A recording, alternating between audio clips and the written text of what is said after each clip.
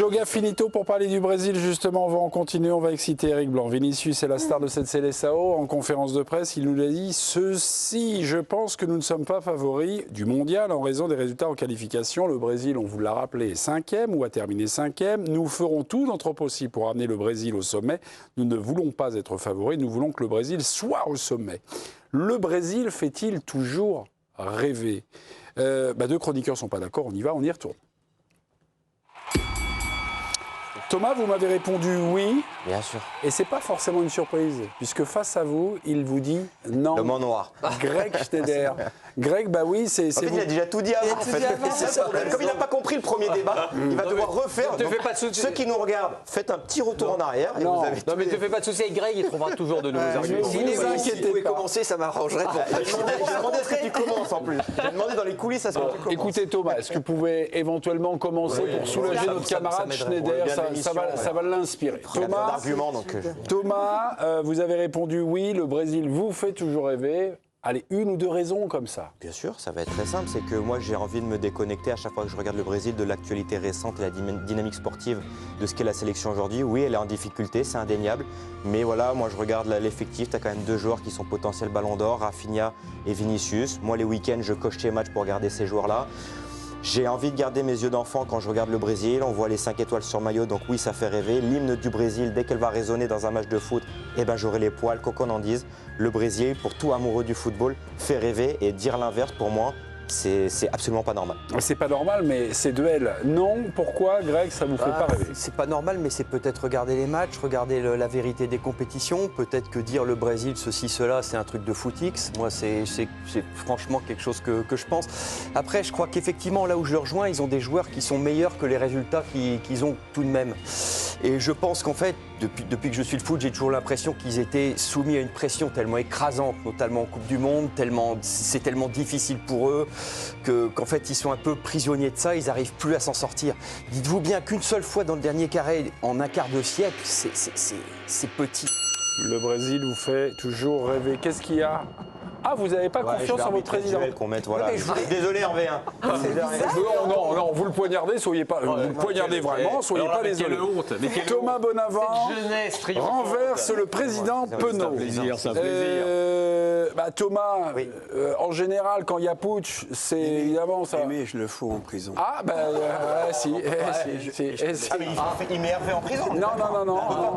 On peut pas annuler un petit avenant comme ça. Il va trancher. Oui, Siani va trancher. Siani, vous tranchez? Est-ce que c'est Thomas, le tolard, ou c'est Greg? C'est Thomas le tolard, je suis complètement d'accord avec lui. Ah ouais? Bah oui. C'est combien de temps?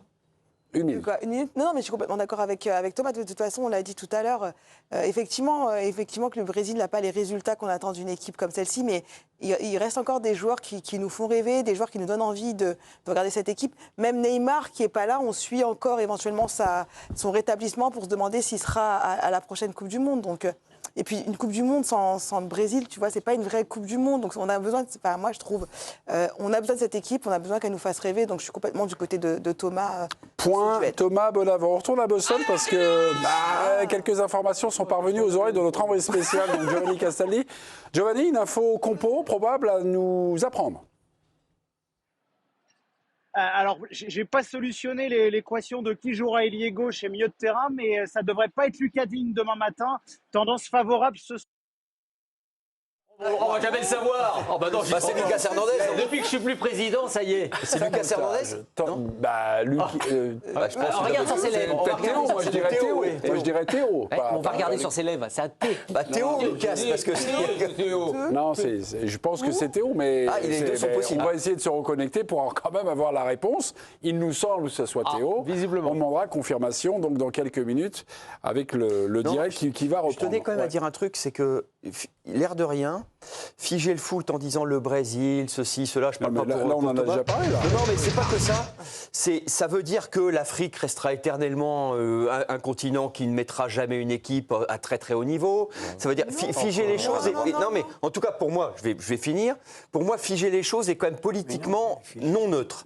C'est-à-dire qu'il faut quand même ouvrir le football à des nouvelles choses, à des nouveaux pays, à des nouveaux continents. Par exemple, le Japon Moi, je suis tout prêt. Le Japon est systématiquement 8e de finale de Coupe du Monde. Le jour où ils auront en demi-finale, ce sera une date. On peut Ça pas te fait rêver de s'interdire voir ça. le Japon, toi? Mais oui, moi, ça me fait Bah non. profondément rêver de voir le Japon. Mais non, le Brésil, Je trouve que c'est une le Brésil équipe fait magnifique. Non, alors là, non, on peut pas. Non, alors parce qu'ils ont une sale tête, bah moi, non, ça, c'est pas possible. Ah bah, il a pas Non, de- mais en fait, il a ça pas fait son 2 procès de minutes, famille. que tu modifies Oui. tout ce que j'ai dit. J'ai absolument pas critiqué Non, mais l'Afrique, j'ai j'ai pas pas parlé. critiqué le Japon. Bah si. Aujourd'hui, Oh, un mais non. petit peu quand même. Ça fait rêver de J'ai faire le senti que Japon. t'allais t'attaquer au Japon. Non, mais je rigole. Bah, à cause du oui. Voilà, le Brésil vous fait-il toujours rêver? Moi, j'ai pris l'angle aujourd'hui.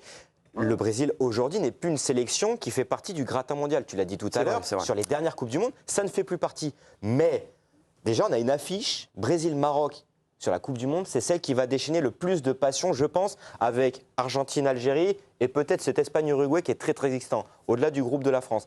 Il va se passer tellement de choses. Tous les stades seront pleins autour du match du Brésil. Aujourd'hui, on ne peut pas ignorer que même si elle continue à ne pas gagner, on ne peut pas ignorer la place importante que le Brésil a dans tout le cœur des amoureux du foot. Mais la question, quand même, là, c'est. Attendez, On fige ou juste- non les positions. Juste, on va revenir parce que je crois qu'on a rétabli le direct avec Ah, Giovanni on Castaldi. va savoir qui c'est. Alors, qui jouera arrière gauche? Alors, on avait, je pense, un frère Hernandez Ouais. et on Lequel hésitait sur le prénom. Lequel? Le Lucas ou le Théo? Théo, mon cher Mémé, je suis vraiment navré pour les téléspectateurs et téléspectatrices de l'EDS. C'est pas facile techniquement, mais voilà, la tendance, Théo Hernandez, demain, devrait débuter au poste de latéral gauche face au Brésil. Problème ou non? C'est juste un choix du sélectionneur? Non, c'est pour le coup ce que vous évoquiez un petit peu avant, Mémé, c'est la gestion des temps de jeu. Lucas Digne avait eu un peu plus de difficultés. Théo Hernandez a beaucoup enchaîné en club. On sait que le sélectionneur tient en haute estime quand même le championnat d'Arabie Saoudite. Il surveille beaucoup. Et voilà, entre la gestion des temps de jeu, de la forme physique, c'est la tendance qui se dégage. Question d'Éric Blanc, il voulait avoir des nouvelles d'Ekitike. Ekitike Suite à sa béquille. va-t-il mieux suite à sa béquille? Parce que Écoutez, Eric, pour le coup, il a pu s'entraîner normalement. Là, il y a une vraie concurrence avec Désiré Doué. C'est un choix de profil, mais on ne nous a pas fait d'alerte sur le côté physique. Ah, vous avez rassuré Eric Blanc. Merci. Dès qu'une information tombe, bah, évidemment, voilà, en deux temps. La première fois, ça bug, et puis la deuxième, vous donnez la réponse. Ça fait partie des joies du direct. Eric Blanc, vous avez une vue, on va dire, historique du Brésil, vu votre âge un peu plus élevé que là. On a à peu près 2 mois de C'est la différence. couleur qu'il a dans les cheveux. Le talent du Brésil, blanc, ces joueurs argenté, particuliers. c'est très beau. euh, Toi, dans 5 ans, tu les as. Les cheveux, j'aurais dit. La façon de jouer qui est un peu différente. Non, Est-ce que vous trouvez... Moi, j'ai découvert le Brésil en 82, équipe de Télé Santana. Télé Santana. Bah, Non, moi, mais il y je avait suis un le truc seul qui autour. était... Non, mais moi, je vais te dire le. Mais aujourd'hui, le c'est vrai- plus ça, le Brésil. Non, mais bien sûr. Non, mais en 74, il s'était vendu. Il voulait jouer à l'européenne, à fermer. Ça a été l'enfer. D'ailleurs, ils se sont fait éliminer en poule. Ils ont pris 2. Mais moi, le grand Brésil, alors c'est pas un France-Brésil, c'est Italie-Brésil, 70, finale de la Coupe du Monde. J'avais. Eric, Et là, mais t'avais aujourd'hui, des- est-ce que vous reconnaissez cette magie, Non, ce mais moi, ils me sortilège qui- plaisent. Moi, ils qui me vous plaisent. plaisent. Ils ont plein de défauts. Ils sont capables, devant les Croates, ils menaient 1-0 à la 70e. Bêtement, ils sont 6-7 devant, alors qu'ils doivent. Et tant mieux pour l'Argentine, parce que s'il y a Brésil-Argentine en demi, c'est pas les Croates. Et ça fait peut-être. Ouais, pas... bah, les Croates, c'est des Mickey. Enfin, Non, mais effectivement, je c'est un termine. cadeau. Ça Non, fait- mais vous vous rendez compte. Je termine. Ça fait peut-être pas 3-0, mais ça fait 3-0. Et. Parce qu'ils se font scalper par l'arbitre. Non, mais je veux dire, à un moment donné. D'accord. Non, mais et toi, c'est pas un spécial Croatie pour l'instant. Ouais, c'est vrai. pas un spécial Croatie. Argentine-Croatie, quand même. Non, c'est pas un le spécial. péno, non. Il n'avait pas de pénalty. Non, les gars, Argentine-Croatie, on s'en fout. Pour le Brésil, aujourd'hui, même avec tous leurs défauts, et pourtant il y a plein de joueurs qui jouent en Europe, ils devraient avoir cette fameuse expérience qu'ils ont dans les plus grands clubs. Tactique, et ben, parfois ils font n'importe quoi, ils sont déséquilibrés. Il y avait peut-être un problème d'entraîneur, d'ambiance, j'en sais rien. Moi, ça fait 12 ans, 2014, je ne vais pas reparler du 7-1.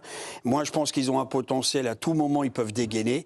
C'est une cash machine, tout le monde veut les voir jouer. Ils vont n'importe où dans le monde entier, c'est la queue, les aéroports. Donc, c'est pas des cloportes, les mecs, c'est pas des caves. Sinon, on serait pas là à les attendre. Maintenant, ils savent parfois pas jouer ensemble.